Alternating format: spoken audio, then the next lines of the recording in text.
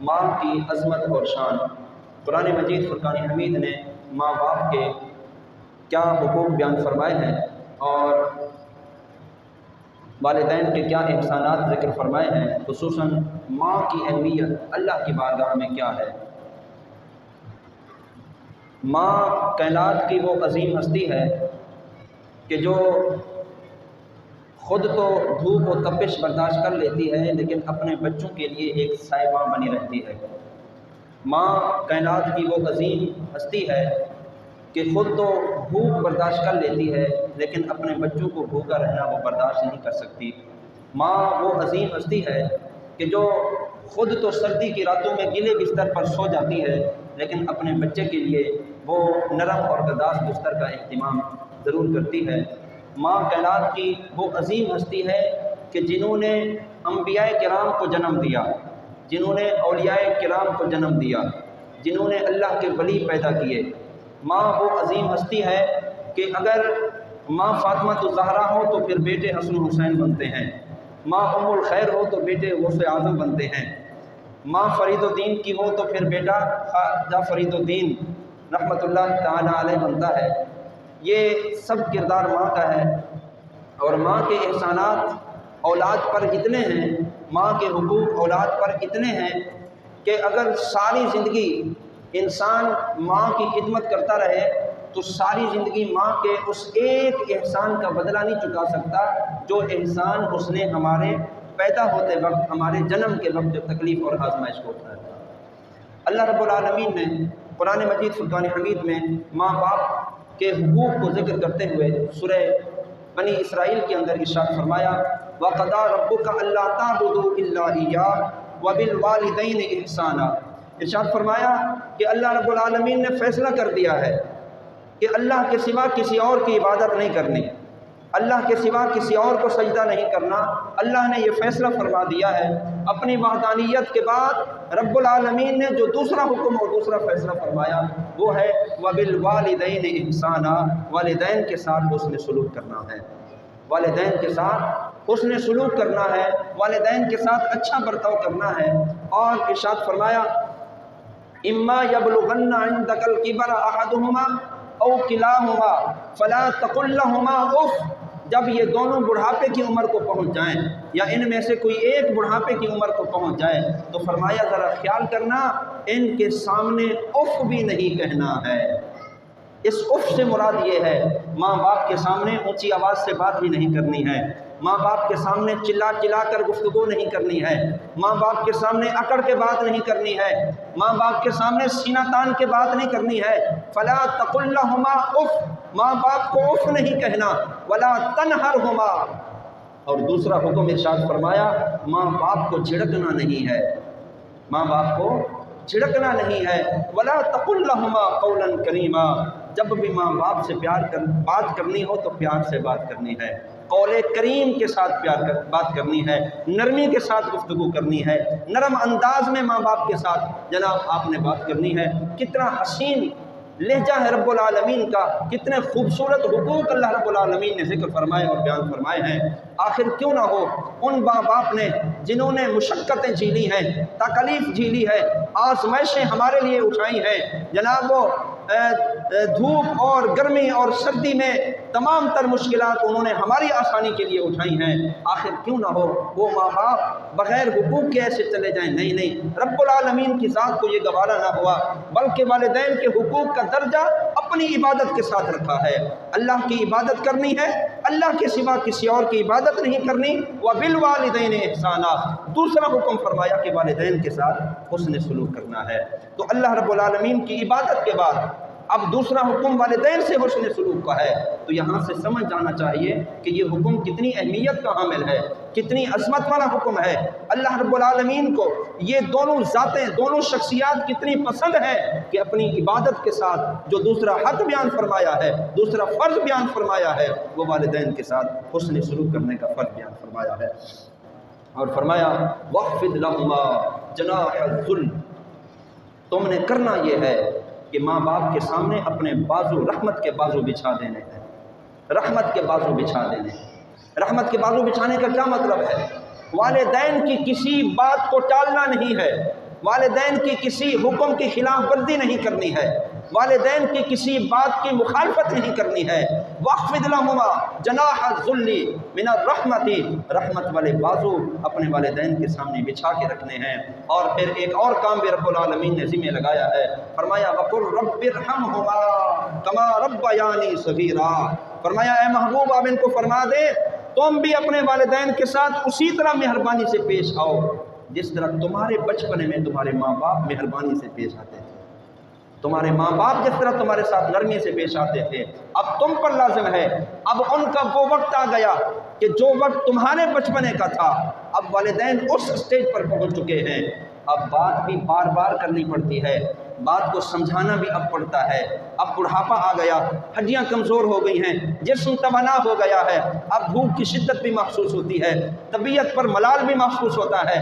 جب تمہارا بچپنا تھا اور تم کمزور تھے، جب تم چل نہ سکتے تھے انہوں نے انگلیاں پکڑا پکڑا کے تمہیں چلایا تھا، جب تم بول نہ سکتے تھے انہوں نے آوازیں لگا لگا کے تمہیں بولنا سکھایا تھا، جب تم کچھ کھا نہ سکتے تھے اپنے منہ میں لقمے چبا چبا کے تمہیں کھلا کر اور تمہاری پرورش کی تھی اور تمہیں پالا پوسا تھا۔ فرمایا وقل رب ارحمہما، تم نے ان دونوں کے ساتھ ایسے ہی مہربانی سے پیش آنا ہے، کما ربیانی صغیرا، جس طرح یہ دونوں تمہارے بچپنے میں تمہارے ساتھ مہربانی کرتے رہے اور رحمت سے پیش آتے رہے ہیں۔ تو دیکھیں یہ تو نعم البدل ہے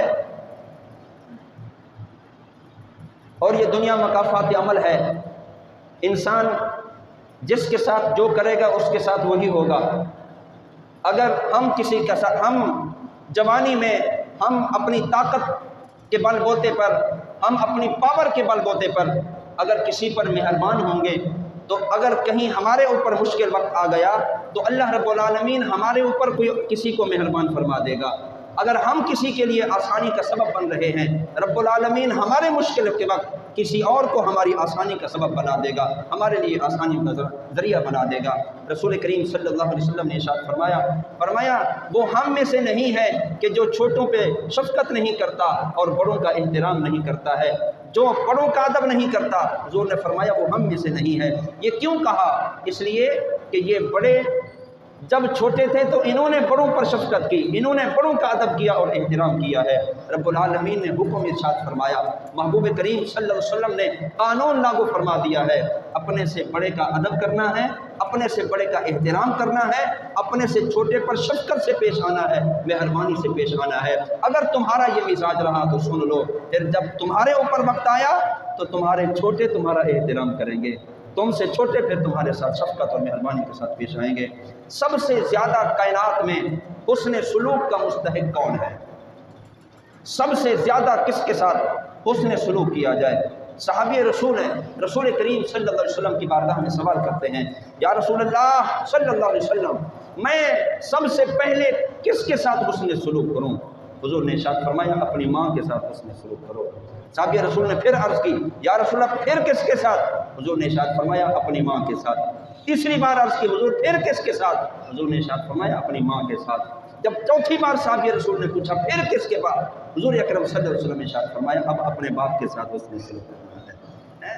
ماں کا مقام اور مرتبہ، کیونکہ ماں نے آزمائشیں زیادہ جھیلی ہیں اور جو آزمائش ماں نے جھیلی ہے وہ آزمائش باپ نے بھی نہیں جھیلی ہے۔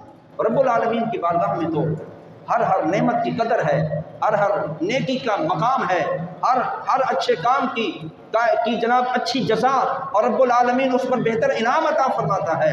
تو جس نے رسول کریم صلی اللہ علیہ وسلم کی امت کی بڑھوتی کا سبب بننا ہے اور سبب بنا ہے، رب العالمین نے اس کے لیے انعام بھی اتنا بڑا رکھا ہے۔ اور سرکار دو عالم صلی اللہ علیہ وسلم نے ماں کی قدر و قیمت بتا دی ہے کہ 3 مرتبہ حضور نے فرمایا ماں کے ساتھ اس نے سلوک کرنا ہے، ماں کے ساتھ اس نے سلوک کرنا ہے، ماں کے ساتھ اس نے سلوک کرنا ہے۔ چوتھی بار ارشاد فرمایا اپنے باپ کے ساتھ اس نے سلوک کرنا ہے، پھر فرمایا اپنے رشتہ داروں کے ساتھ بھی تم نے اس نے سلوک کرنا ہے۔ تو یہاں سے بھی رسول کریم صلی اللہ علیہ وسلم کی اس حدیث پاک حضور کے فرمان سے ماں کی اہمیت اور ساتھ میں والد گرامی کی اہمیت کا اندازہ ہوتا ہے۔ رسول اللہ صلی اللہ علیہ وسلم نے ارشاد فرمایا وَيْحَكَ أَلْزِمْ رِجْلَهَا فَسَمَّ الْجَنَّةِ، حضور اکرم صلی اللہ علیہ وسلم نے ایک صحابی رسول سے فرمایا تجھ پر افسوس ہے، ماں کے قدموں سے چمٹ جا، رب العالمین نے یہی جنت رکھی ہے۔ ماں کے قدموں سے چمٹ جا۔ رب العالمین نے یہی جنت رکھی ہے، ماں کے قدموں کے نیچے اللہ رب العالمین نے جنت رکھی ہے۔ اور حضور اکرم صلی اللہ علیہ وسلم نے ارشاد فرمایا تمہارے ماں باپ تمہارے لیے جنت بھی ہیں، تمہارے ماں باپ تمہارے لیے دوزخ بھی ہیں۔ اگر تم نے ماں باپ کے ساتھ حسن سلوک کیا، ماں باپ کے ساتھ احترام سے پیش آئے، ماں باپ کی ضروریات کو پورا کیا، جب والدین مشکل اور تنگی میں تھے، جب ضرورت تھی تمہاری مدد، تمہاری تعاون اور تمہاری معاونت کی، تم نے والدین کے ساتھ وہ حسن سلوک کر کے، وہ اچھے اخلاق سے پیش آ کر، ان کی مدد کر کے ان کی ضروریات کو پورا کر دیا ہے۔ فرمایا جس نے یہ رویہ رکھا اس کے لیے ماں باپ جنت ہے۔ جس نے ماں باپ کو پایا اور ماں باپ کی خدمت نہ کی، ماں باپ کا کی بے ادبی کرتے رہے، گستاخیاں کرتے رہے، جناب ماں باپ کی خدمت نہ کی، ماں باپ کو آزمائش میں مبتلا دیکھ کر ماں باپ کی خدمت نہ کر سکے، تو فرمایا یہی ماں باپ تمہارے لیے دوزخ ہیں۔ تو ماں باپ جنت بھی ہیں، ماں باپ دوزخ بھی ہیں۔ اگر ہم نے اپنے ماں باپ کی قدر کی، اپنی ماں باپ کی ضروریات کو پورا کیا، ان کی آزمائش کے وقت ہم ان کے کام آ گئے، تو یہ ہمارے لیے جنت میں جانے کا سبب بنے گی انشاءاللہ۔ حضرت سیدنا ابو ہریرہ رضی اللہ تعالیٰ عنہ، آپ کی ماں کیا عظیم ماں ہے۔ حضرت ابو ہریرہ رضی اللہ تعالیٰ عنہ جب اسلام لائے، آپ کی والدہ ماجدہ نے اس وقت کلمہ نہیں پڑھ رہا تھا، مشرکہ تھی۔ حضرت ابو ہریرہ اپنی ماں کو اسلام کی دعوت دیتے رہے، آپ کی ماں نہیں مان رہی تھی۔ ایک دفعہ ایسے ہوا، آپ نے اپنی والدہ کو اسلام کی دعوت دی تو ماں نے رسول اللہ صلی اللہ علیہ وسلم کی ذات اقدس کے لیے نازیبہ کلمات کہے۔ حضرت ابو ہریرہ رو پڑے اور رسول اللہ صلی اللہ علیہ وسلم کی بارگاہ میں پہنچے اور جا کر دست بست عرض کی، یا رسول اللہ میری ماں کے لیے ہدایت کی دعا فرما دیجئے، رب العالمین میری ماں کو ہدایت دے اور اسلام کی دولت سے نواز دے۔ رسول اللہ صلی اللہ تعالی علیہ وسلم نے ہاتھ اٹھا لیے اور دعا کی، اللہم اہد ام ابی ہریرہ، یا اللہ ابو ہریرہ کی ماں کو ہدایت عطا فرما۔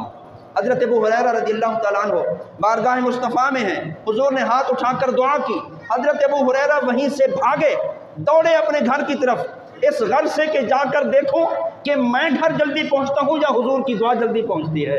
حضرت ابو ہریرہ جناب گھر کے دروازے پر پہنچے تو دیکھا دروازہ بند ہے، دستک دی، ماں نے ابو ہریرہ کے قدموں کی آہٹ کو سن لیا، اندر سے آواز دی، ابو ہریرہ رک جاؤ تھوڑی دیر۔ حضرت ابو ہریرہ رکے رہے، تھوڑی دیر کے بعد ماں نے دروازہ کھولا تو حضرت ابو ہریرہ کیا دیکھتے ہیں، ماں نے غسل کیا ہوا ہے، صاف ستھرے کپڑے پہنے ہوئے ہیں۔ حضرت ابو ہریرہ جیسے گھر میں داخل ہوتے ہیں، ماں آواز بلند کہتی ہے، اشہد ان لا الہ الا اللہ واشہد ان محمدن عبدہ ورسولہ۔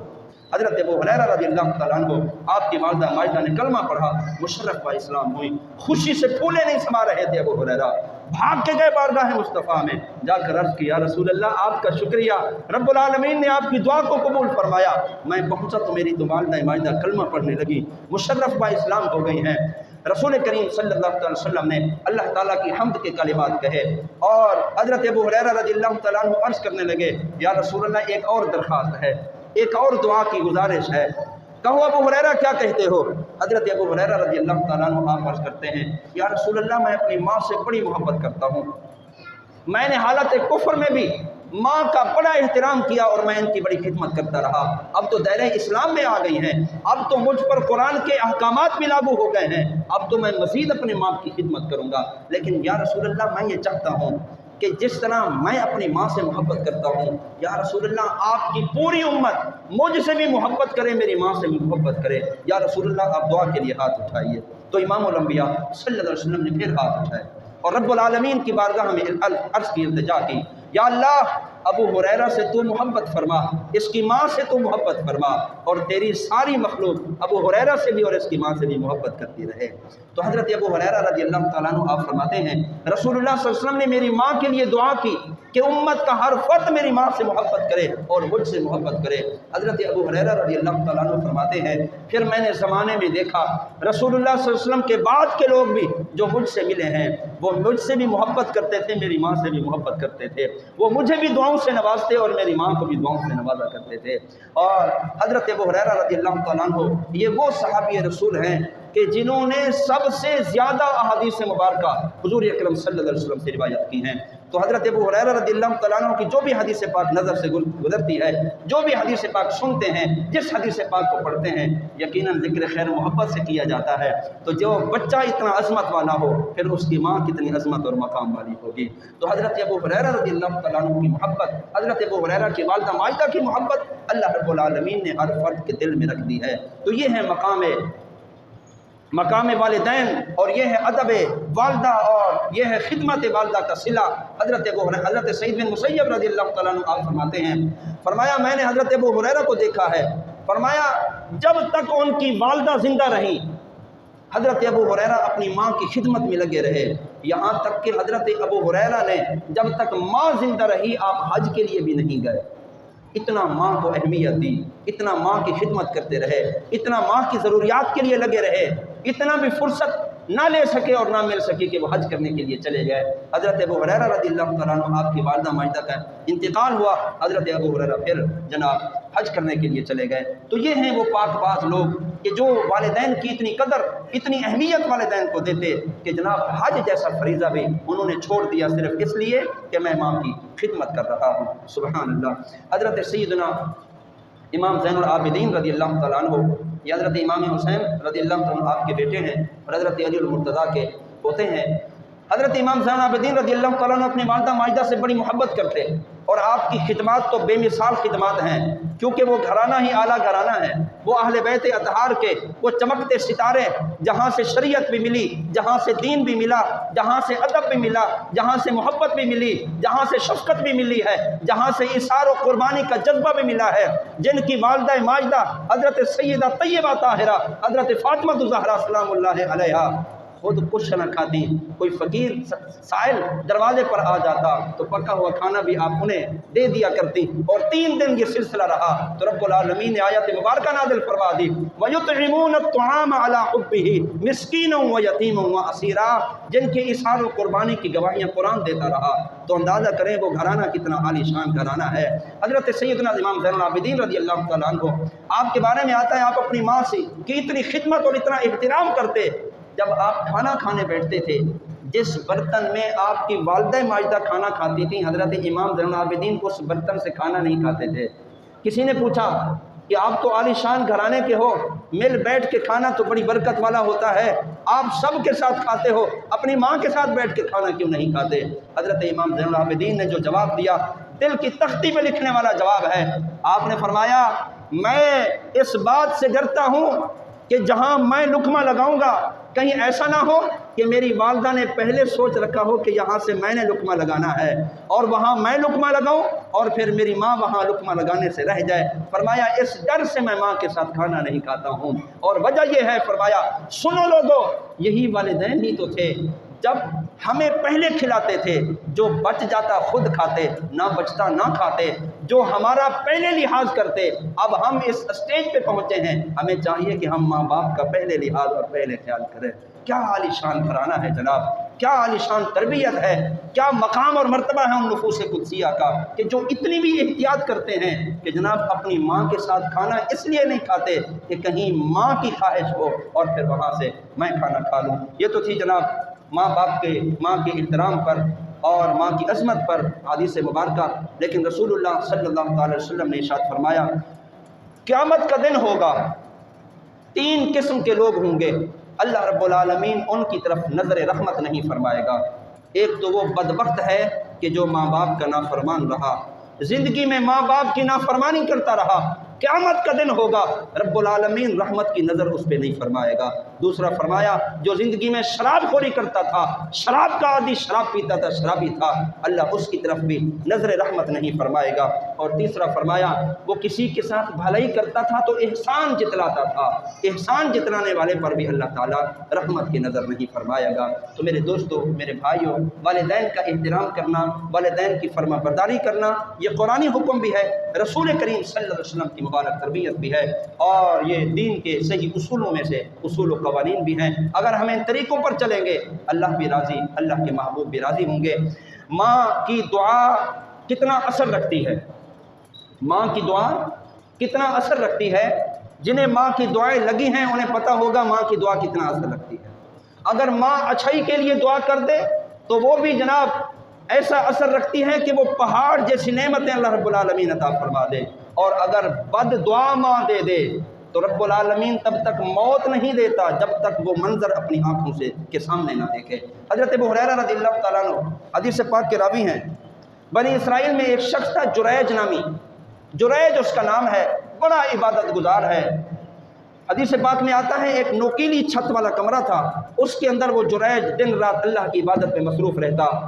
ایک مرتبہ ان کی جریج کی والدہ وہاں آئی جریج کو بلانے کے لیے، تو دور سے کھڑے ہو کر آواز دی۔ حدیث پاک کے الفاظ ہیں، حضرت ابو ہریرہ رضی اللہ تعالیٰ عنہ نے جس طرح حضور سے سنا، حضرت ابو ہریرہ نے آگے اسی طرح بیان فرمایا۔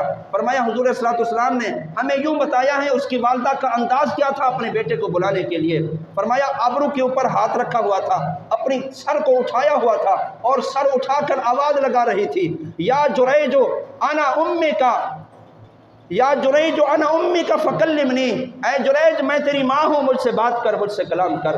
جریج کا یہ حال تھا کہ وہ اس وقت نماز پڑھ رہا تھا۔ اب جریج نے سوچا کہ اللہ کی عبادت کر رہا ہوں، ادھر سے ماں بلا رہی ہے، اللہ کی بارگاہ میں کہا اللہم امی و صلاتی، یا اللہ میری ماں بھی بلا رہی ہے، تیری نماز بھی پڑھ رہا ہوں۔ جریج نے نماز نہ توڑی یہاں تک کہ نماز مکمل کرتا رہا۔ ماں نے پھر صدا دی دوسری بار، ماں نے تیسری بار صدا دی، جریج نے کوئی جواب نہ دیا۔ ماں نے ہاتھ اٹھا لیے، اللہ کی بارگاہ میں کہا یا اللہ جریج میرا بیٹا ہے، میں نے اس کو پکارا، اس نے میری پکار کو نہ سنا، اس نے میری بات کا جواب نہیں دیا، یا اللہ اس کو اس وقت تک موت نہ دینا جب تک بدکار عورت کا منہ نہ دیکھ لے۔ ہے زمانے کا عبادت گزار، ساری کائنات میں جریج کے عبادت کے ڈنکے بجتے ہیں، دور دراز تک جریج کی عبادت کا شورا ہے۔ ماں دعا دے رہی ہے اس کو تب تک موت نہ دینا جب تک بدکار عورت کا منہ نہ دیکھ لے۔ زمانے نے دیکھا ایک چرواہا تھا، اس عبادت گاہ کے سائے میں آ کر بیٹھا کرتا تھا۔ بستی سے ایک عورت نکلی، چرواہے نے اس عورت کو پکڑا اور اس کے ساتھ بدکاری کی۔ زمانہ گزرا، حاملہ ہو گئی، اس عورت سے ایک بچہ پیدا ہوا۔ جب محلے والوں نے، گھر والوں نے پوچھا کہ بتا کہ یہ بچہ کس کا ہے، اب اس نے چرواہے کو یہاں دیکھا تھا کہ وہ عبادت گاہ کے سائے میں بیٹھا کرتا تھا۔ عورت نے کہا کہ یہ بچہ اس عبادت گاہ والے کا ہے، تو لوگوں نے سمجھا کہ عبادت گاہ میں تو جریج رہتا ہے۔ اب چرواہے کا ان کو علم نہ تھا، عبادت گاہ میں تو جریج رہتا ہے۔ لوگوں نے جناب گھینٹیاں لی، کدال لیے اور جریج کے کمرے کو توڑنا شروع کیا۔ آوازیں لگیں جریج پھر بھی عبادت میں مصروف ہے، کمرے کو توڑنا شروع کر دیا۔ ایک دیوار گرا دی، جریج کو پتہ چلا کہ یہ تو لوگ دیوار گرا رہے ہیں۔ جریج نیچے آیا، لوگوں نے اس سے کلام کیا اور پوچھا کہ یہ بچہ کس کا ہے۔ جریج نے سر جھکا لیا، بچے کے قریب جا کر بچے کے سر پہ ہاتھ پھیرا اور بچے سے پوچھا اے بچے بتا تیرا باپ کون ہے۔ اس شیر خوار بچے نے، دودھ پیتے بچے نے پنگوڑے میں جواب دیا کہ میرا باپ فلاں چرواہا ہے، میرا باپ فلاں چرواہا ہے۔ لوگ شرمندہ ہوئے، معافیا مانگی، قدموں میں گرے، ہم سے غلطی ہو گئی کہ ہم نے آپ پر الزام لگایا اور آپ کا کمرہ توڑ دیا۔ اور آپ جانتے ہیں برائی بہت جلد پھیلتی ہے اور اچھائی بہت دیر سے جا کر اثر کرتی ہے۔ یہاں بیر کھڑا ہو کر کوئی کسی کے خلاف بات کرنا شروع کرے نا تو 50 بندہ کھڑا ہو جائے گا اور لوگ سمجھیں گے ہاں یہ ٹھیک کہہ رہا ہے، جس کے آنے الزام لگا رہے ہیں وہ غلط ہوگا۔ تحقیق کا تو دور نہیں رہا نا، یہ تو اب کی بات ہے، اس وقت پتہ نہیں کیا صورتحال تھی۔ تو جریج سے لوگ معافیا مانگنے لگے کہ ہم سے غلطی ہوئی، ہم نے آپ پر الزام لگایا۔ اب کہو تو سونے کی دیوار دلا دیتے ہیں، کہو تو چاندی کی دیوار دلا دیتے ہیں۔ جریج نے کہا نہیں، مجھے وہی مٹی کی دیوار دلوا دو تاکہ میں اللہ کی عبادت کرتا رہوں۔ لیکن بات یہ ہے، یہ میری ماں کی دعا کا وہ اثر ہے جو میری ماں نے کہا تھا کہ جریج کو اس وقت تک موت نہ دینا جب تک بدکار عورت کا منہ نہ دیکھ لے۔ رب العالمین نے بدکار عورت کا منہ دکھانا تھا، اس لیے یہ سارا سلسلہ بنا ہے۔ تو میرے دوستو، میرے بھائیوں، رب العالمین کی بارگاہ میں یہ جو ماں کی دعا ہے بڑا اثر رکھتی ہے۔ ماں سے دعائیں لینے والے بنے، ماں ایسی راضی ہو کہ وہ خود بخود دعائیں دیں، والد ایسے راضی ہوں کہ وہ خود بخود دعائیں دیں۔ ہم ایسی خدمت کریں، یہ وقت ہے والدین کے ساتھ خدمت کرنے کا۔ اگر ہمارے والدین بڑھاپے کو پہنچ چکے ہیں، اب ان کو آسرا چاہیے تو اب اس کا آسرا ہم بن جائیں، ان کی ضروریات کو پورا کرنے والے ہم بن جائیں۔ اگر یہ ہمارا مزاج رہا، ماں باپ خوش رہے تو اللہ رب العالمین بھی راضی رہا۔ اگر کوئی کہے کہ ساری فضیلتیں ماں کے لیے آپ نے بیان کی، والد کے لیے کوئی ایک فضیلت بھی نہیں بیان کی، ایک جملہ کہنے لگا ہوں جو پوری تقریر کا نچوڑ اور والدہ کی عظمت سے بھی بڑی عظمت بیان کر رہا ہوں۔ رسول اللہ صلی اللہ علیہ وسلم نے ارشاد فرمایا ماں کے قدموں کے نیچے جنت ہے، بہت بڑا مقام ہے، بہت بڑی عظمت ہے ماں کی کہ رب العالمین نے قدموں کے نیچے جنت رکھی ہے، لیکن فرمایا سنو یہ جو باپ ہے یہ جنت کا دروازہ ہے، جو باپ ہے یہ جنت کا دروازہ ہے۔ ماں کے قدموں تلے جنت ڈھونڈنے والوں، پہلے جنت میں داخل ہونے کا انتظام تو کرو۔ اگر والد راضی رہے تو جنت میں داخل ہو جائیں گے، ماں راضی رہی تو جنت میں ٹھکانہ مل جائے گا۔ اللہ رب العالمین ہم سب کے والدین کو سلامت رکھے، کما حق ہو ان کا ادب، احترام اور خدمت کرنے کی توفیق عطا فرمائے۔ جن کے والدین دنیا سے رخصت ہو گئے اللہ رب العالمین قبروں پر کروڑا رحمت نازل فرمائے۔